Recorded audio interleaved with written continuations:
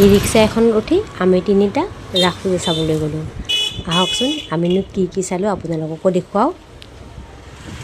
এয়া আমি গৈ আছোঁ নামবাৰী অফিচাৰ কলনীৰ ৰাস পূজা চাবলৈ। আৰু অফিচাৰ কলনী হোৱাৰ বাবে আমাক ই ৰিক্সাখন আধাতে নমাই দিলে আৰু সেয়েহে আমি খোজকাঢ়ি পূজাথলীলৈ গৈ আছোঁ। দৌৰা দৌৰি চাৰিওফালে লাইট, মেলাও লগাইছে। এয়া দেখিছেনে ইমান ধুনীয়াকৈ গোঁসাই গোঁসানীবোৰ সজাইছে, বহুত সজাইছে এনেকৈ। মোৰ ল'ৰাৰ ভাগৰ লাগিলে এতিয়া।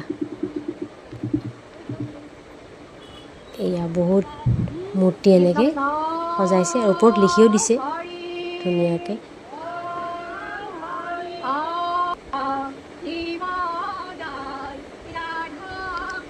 আৰু এয়া নাম চলি আছে, নাম পাৰ্টি, বহুতকেইটা নাম দল আহিছে।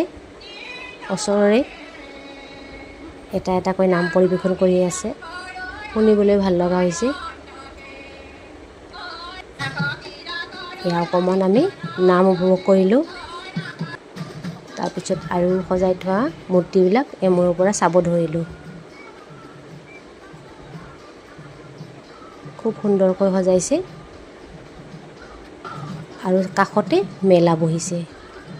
মেলা বুলি ক'লে এয়া জোতা চেণ্ডেলৰ পৰা আৰম্ভ কৰি খেলনা বস্তুৰ পৰা আৰম্ভ কৰি সকলো বস্তুৱেই আছে ইয়াতে। ধুনীয়া ধুনীয়া বাচন বৰ্তন, এয়া ষ্টেচনাৰী বস্তু। আৰু এই চকৰিটো দেখি মোৰ ল'ৰাৰ উঠিব মন, কিন্তু নুঠিলে, ভয়ো কৰে সি।